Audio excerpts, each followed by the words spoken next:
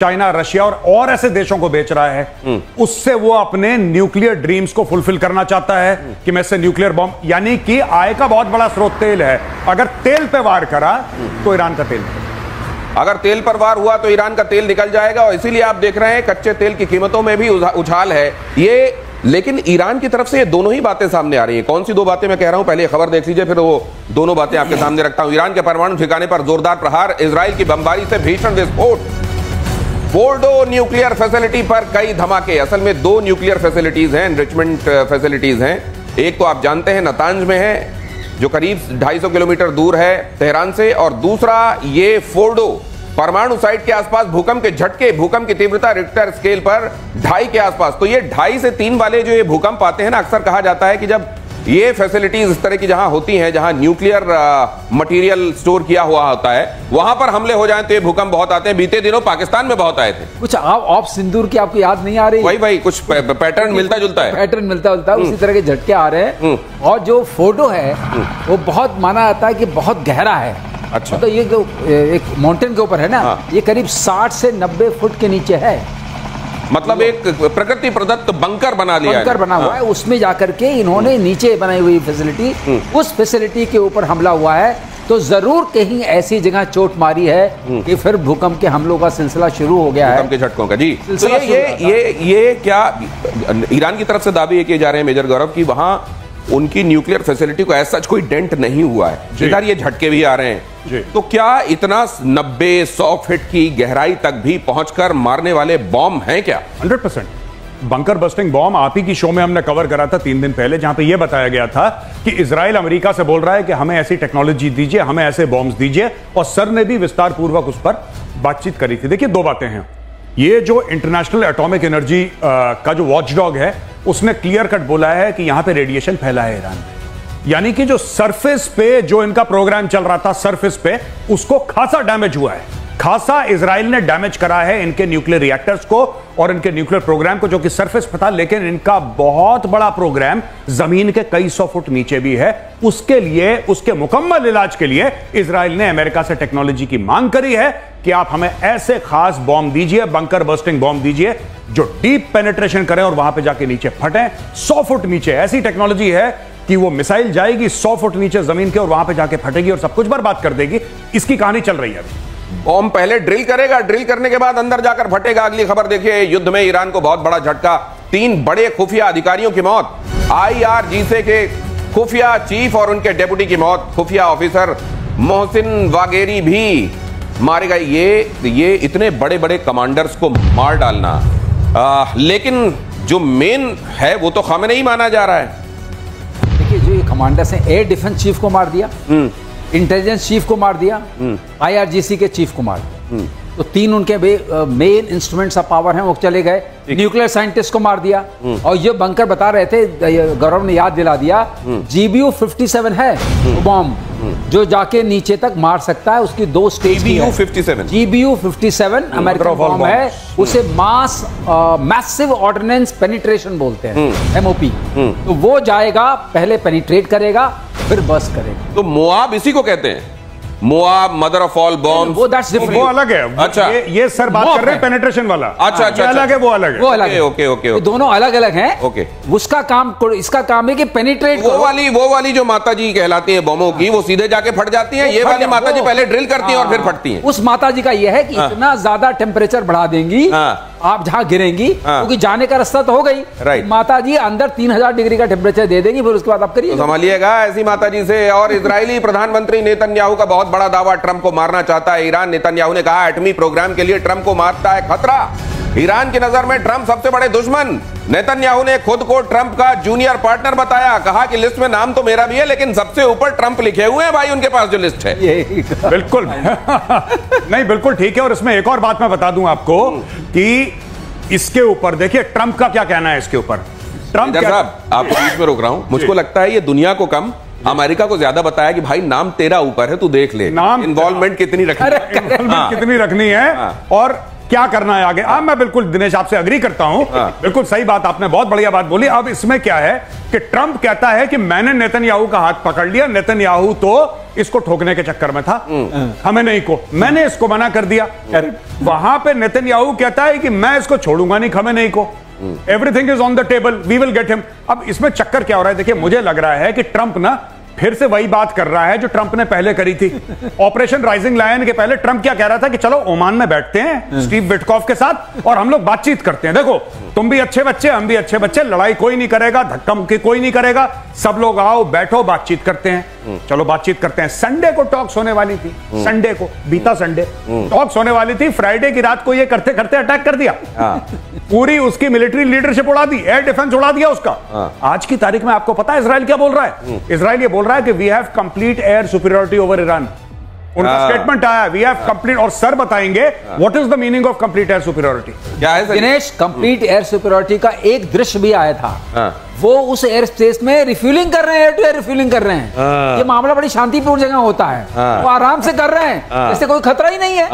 अब बताइए, ऐसे माहौल में आपकी एयर स्पेस गई हाथ से, आर्मी काम नहीं कर सकती क्योंकि there is a difference of 1000 kilometres. अब आपका मिसाइल्स बच गई हैं। मिसाइल्स में अगर आपका वो नहीं जाता, जिसको आप लेके पौवा पौवा कुछ लोग कहते थे पहले, तो वो है नहीं, क्योंकि वो तो मार दिया। अब ये जो बता रहे थे उसमें मुझे एक चीज और याद आई, जो गौरव ने बताया कि ऊपर उन्होंने पूरा साफ कर दिया। ऊपर सारा उनका वेंटिलेशन सिस्टम होता है, सारा उनका सर्वाइवल सिस्टम ऊपर होता है। जो पहाड़ के ऊपर था वो तो गया, तो नीचे सर्वाइवल सिस्टम है नहीं। फिर आपने एक मदर ऑफ बॉम्ब्स की बात याद दिलाई थी, माता जी की, तो वो भी लग जाएंगी। तो अब बचा क्या? तो बचा ये क्या कह रहे हैं कि बचा है, और इजराइल कह रहा है बचा नहीं है। तो ये बचा कितना है? ऊपर रोशनदान, खिड़की, दरवाजे ऊपर से जो खुलते थे वो सारे बंद हैं, और फिर वो मदर ऑफ ऑल बॉम्ब तो इंतजार कर ही रही है। अगली खबर देखिए, ईरान से लोगों के भागने का वीडियो सामने आया। इजरायली हमलों से डरकर भाग रहे हैं लोग। तेहरान में सबसे ज्यादा लोग घर छोड़कर भाग रहे हैं। तेहरान में दहशत से तेज हुआ पलायन। तेहरान में सबसे ज्यादा इजरायली हमले, और अब तेहरान को यह कह भी दिया इजराइल ने कि तेहरान वालों सावधान रहो। वो इसलिए भी क्योंकि इजराइल में जो नागरिक ठिकाने हैं उनको निशाना बनाया जा रहा है। तो ये कहा गया है कि सेम टू यू तो करेंगे हम। नहीं, इन्होंने फारसी में ट्वीट करा है, और इन्होंने इजराइल की सरकार ने जो नागरिक है वहां के, ईरान के, उनको एड्रेस करा है कि देखिए हम दयावान लोग हैं, हम दयावान है, बड़े दिल वाले हैं। हम आपको पहले बता रहे हैं कि आप निकल लो, निकल लो, मलबा बनने वाला है तेहरान, ठीक है, तो आप लोग पहले निकल लो। और फिर अपनी तारीफ करते हुए इजराइल ये कहता है कि देखो ऐसा कहां होता है दुनिया में जो 3 दिन पहले कोई बता दे कि मलबा होने वाला है। पहले से बताकर आपको निकलने का टाइम देकर, अगर आप उसमें देखेंगे, वो विजुअल्स इस समय बड़े राउंड कर रहे हैं, तो एक तरफ डिवाइडर के इस तरफ लाइनें लगी हुई हैं। उधर से आने वाली 1-2 कारें हैं जो तेहरान के अंदर एंट्री ले रही हैं। अगली खबर देखिए, खमेनेई पर अटैक करना इजराइल के लिए मुश्किल। तेहरान के सबसे सुरक्षित ठिकाने पर खमेनेई की जाने की खबर। लाविजान के एक बंकर में अंडरग्राउंड होने की संभावना। अब अगर हमारे पास ये खबर है कि लाविजान के बंकर में है भाई साहब, तो फिर ऐसी कौन सी जगह है जो दुष्कर है, दूभर है उन लोगों के लिए, जिसका नाम इजराइल है? यहां ईरान का सबसे सुरक्षित ठिकाना बताया जाता है लाविजान। ये तो वही वाली बात हो गई कि अगर तुम ये बता दो कि मेरे बैग में आलू रखे हुए तो मैं सारे आलू तुमको दे दूंगा। लाविजान के बंकर में है भाई साहब जी। नहीं, इजराइल, इसको देखिए, मैं आपको बात बताता हूं, बड़ी बढ़िया बात करी है इजरायलीज ने इस बारे में। लगातार नेतन्याहू संपर्क में है जो वहां के लोकल लोग हैं, और लोकल लोगों से यह कह रहा है, उसको पता है कि लोग पहले विद्रोह कर चुके हैं कई बार खमेनेई के खिलाफ। खासतौर से उस हिजाब के केस में लोग आ गए थे, 100-200 लोगों को गायब कर दिया था, जान से मार दिया था। अब नेतन्याहू कह रहा है कि देखो, मैं आपको, आपकी इज्जत करता हूं, मैं आपसे प्यार करता हूं, और इस लड़ाई में आपका कोई लेना देना नहीं है, मैं ये भी जानता हूं। इसलिए जो एक्चुअल में वहां पे असुर शक्तियां हैं, हम उनको टारगेट कर रहे हैं, हम आपको टारगेट नहीं कर रहे। पहली चीज। दूसरी बात है कि मैं ये चाहता हूं कि आप अपने अधिकार के लिए आज खड़े हो जाएं और आप विद्रोह कर दें खमेनेई के खिलाफ। तो ये भी एक बात चल रही है कि विद्रोह कर दो, इसको निकालो, इसको ये किसी बंकर में छुपाओ। एक बार लोग गुस्सा हो गए ना, एक बार लोग पीछे पड़ गए, तो लोग वो कर सकते हैं जो मदर ऑफ ऑल बॉम्ब्स नहीं कर सकता। सही बात। फिर भीड़ अगर उसमें पगला गई भीड़, तो वो इसको निपटा देगी। और यही कह रहा है नेतन्याहू कि तुम लोग उठ जाओ और बगावत कर दो इसके खिलाफ। और इसी में अगली खबर देखिए कि चलती कारों में धमाके से दहला ईरान। आपको याद होगा लेबनान में, याद है आपको पेजर कैसे फटे थे? अब यहां कारें फट रही हैं। इस धमाके से दहला ईरान। इजराइल पर सीरियल ब्लास्ट का शक। पेजर बॉम्ब की तरह धमाके हुए, ऐसा लग रहा है। मोसाद एक्शन में है? मुझे लगता है मोसाद एक्शन में है और ये कुछ भी कर सकते हैं। और मैं आपको एक और बड़ी खूबसूरत बात बताता हूं, सर आप इसके ऊपर जरा विस्तार से बताइएगा। मोसाद के पास ऐसे कई 100 सिनेरियो रहते हैं एट अ टाइम। ज्यादातर इंटेलिजेंस एजेंसीज करती है, मोसाद खास तौर पे इसके लिए मशहूर है कि 1000 से अगर ऐसा हुआ तो हम ये 5 चीजें करेंगे और अगर वैसा हुआ तो हम ये 10 चीजें करेंगे। उसके ऊपर पैसा भी लगाते हैं, समय भी लगाते हैं, मैन पावर भी लगाते हैं, प्लानिंग भी लगाते हैं। और अगर वो सिनेरियो फिट हो गया तो बस उसको स्लॉट में डाला और आगे बढ़ा दिया। यही काम अब कर रहा है Mossad. They have planned this. ये जो बीच में बात हुई थी कि उनके एयर डिफेंसेस उड़ा देंगे, जो उन्होंने राइजिंग लाइन के समय करा था, वो 1.5 साल से प्रिपेयर कर रहे थे भाई लोग, 1.5 साल से।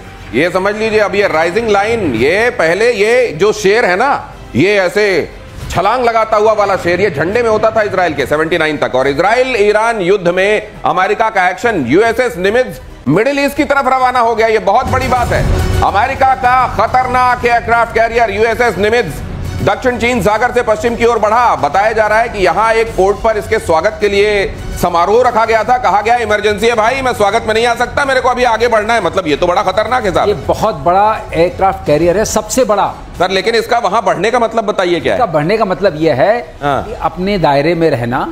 अगर उसको पार करोगे, देखिए यूएस ने कहा है हम नहीं जाएंगे ट्रूप्स लेके, सब लोग समझ रहे हैं नहीं जाएगा, लेकिन यूएस ने यह भी कहा है कि हम इंटरसेप्शन में हेल्प करेंगे। अब ईरान के पास क्या रास्ता है? इंटरसेप्शन कर लोगे, जहाज उसके पास है नहीं जो वहां तक जा सके, और मिसाइल मार रहा है, इंटरसेप्ट कर दोगे, बचा क्या? ऊपर से यह भी कहा है कि पूरी इंटेलिजेंस की इंफॉर्मेशन प्रोवाइड करेंगे। अगर आपने इंटेलिजेंस टारगेट्स की दे दी कि खामनाई कहां है, लॉन्चर्स कहां हैं, सारे लॉन्चर्स उनके तबाह किए जा रहे हैं। तो नेटो में आ रही है, तो अमेरिका का जो सहयोगी है नेटो में, टर्की, वो भी तो सारे डेटा दे रहा है अपने यहां से, रेडार वेडार के सारे डेटा के। लो भाई ईरान काम करो। जो आप सुनते हैं ना, मुस्लिम ब्रदरहुड, OIC, कहने के लिए बड़ा अच्छा है, कुछ मुखौटा तो सबको चाहिए, तो मुखौटा है। अब टर्की भी क्या कर रहा है, उधर यहाँ एक पहलवान अपने नहीं, ऐसा तो नहीं है कि वो डेटा देकर मेजर गौरव आर्य जो देंगे कि बोले भाई इधर तो आई नहीं कोई, इस वाले कोऑर्डिनेट में तो कोई आई नहीं मिसाइल, बोले वो परसों वाला दे दिया, मैं कल वाला आज वाला भेजता हूं आपको। कहीं ऐसा तो नहीं होगा? नहीं, देखिए मैं आपको एक बात बताता हूं छोटी सी। सच बात यह है कि ईरान के साथ कोई नहीं खड़ा। ये सब जबान खर्ची जो होती है ना, मुंह से बोलना। चाइना ने भी बोल दिया कि तुम हमारे दोस्त हो और हम तुम्हारे साथ खड़े हैं। रूस ने भी दूर से कोई घंटी हिला दी। कौन सा ऐसा देश है जो कह रहा है कि हम एयरक्राफ्ट कैरियर या हम डिस्ट्रॉयर या हम फ्रिगेट या हम मिसाइल बोट भेज रहे हैं ईरान की सपोर्ट में? एक ने नहीं बोला। दूसरी चीज, किसने बोला कि हम ईरान को हथियार दे रहे हैं? खुल के कोई नहीं बोल रहा। चाइना दे रहा होगा, रशिया दे रहा होगा, खुल के कोई नहीं बोल रहा। लेकिन इजराइल के लिए सऊदी अरब भी खड़ा है, जॉर्डन भी खड़ा है, अमेरिका भी खड़ा है। यूके ने अपनी फोर्सेस को, अपने यूरोफाइटर्स को, यूके ने अपने यूरोफाइटर्स को एक्टिव कर दिया वहां पे, अपनी स्पेशल फोर्सेस को एक्टिव कर दिया यूके ने।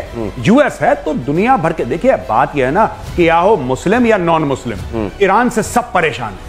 अरब देश ईरान से बहुत ज्यादा परेशान है। वो कहते हैं अच्छा हुआ, वो बोल नहीं सकते क्योंकि popular opinion on the street does not support them. लेकिन आप किसी भी शेख से पूछें, आप किसी भी बादशाह से पूछें, वो ईरान से खुश नहीं है क्योंकि उनकी जमीन पे, सऊदी अरब की जमीन पे ईरानियों ने आतंकवादी संगठन पाल रखे हैं। सीरिया में पाल रखे हैं, यमन में पाल रखे हैं, लेबनान में पाल रखे हैं, इन्होंने फिलिस्तीन में पाल रखे हैं, इन्होंने हर जगह। तो वहां के लोग परेशान है ईरान से। वो कह रहे हैं ठोको इसको, बहुत अच्छा करा, मारो। अगली खबर, एटमी वॉर को लेकर ईरान का बहुत बड़ा दावा। ईरान के राष्ट्रीय सुरक्षा परिषद के सदस्य ने कहा पाकिस्तान ने इजराइल पर एटमी पलटवार की गारंटी दी। ईरान पर न्यूक्लियर बॉम्ब गिरा तो इजराइल तबाह, पाकिस्तान भी इजराइल पर गिराएगा एटम बॉम्ब। और जैसे ही यह खबर ईरान की तरफ से दी गई, इस्लामाबाद से आवाज आई, नहीं नहीं हम नहीं हैं, हम नहीं है भाई साहब, हम इसमें नहीं है। ये पता नहीं कैसे उन्होंने बयान दे दिया, हम इसमें शामिल नहीं है। मैं तो वो पाकिस्तान को जैसे ही पता बोल दिया होगा, पाकिस्तान लाहौरी तो बकवास करने में नंबर 1 है। लाहौरी ने चिपका दिया, ठीक है कि ऐसे भी चले जाएंगे, कोई दिक्कत नहीं है। फिर बाद में बोल दिया कि जी मैं तो मजाक कर रहा था। मजाक, ये जरा सुन भी लीजिए सर। پاکستان گفته اگر اسرائیل بخواد بمب اتم بزنه ما به اسرائیل بمب اتم خواهیم زد. پاکستان तो ये नहीं, उसने सोचा, ईरान ने सोचा मुस्लिम ब्रदरहुड के नाम पर पाकिस्तान इतना तो करेगा। ये लेकिन फिर इनको लगा नहीं कि यार कम से कम कह ही दिया है। वो जो शोले में एक डायलॉग है कि पार्टनर अब बोल दिया है तो देख लेंगे। इसने बोला तो ये बोला कि भैया मैंने चुपके से बोला था, तुम खुले खुल्लम खुल्ला बोल रहे हो। अच्छा, मैंने कान में फुसफुसाया था कि ऐसा होगा तो मैं देख लूंगा। तुमने सार्वजनिक बयान क्यों दे दिया? तुमने दिया बयान, वो हमें मार देगा। मैं एक बात बताऊं, ये ईरानी जो है ना, ईरानी ये लोग मुझे लगता है बड़े मासूम है। ये लाहौरियों के चूरन के चक्कर में फंस गए। इनको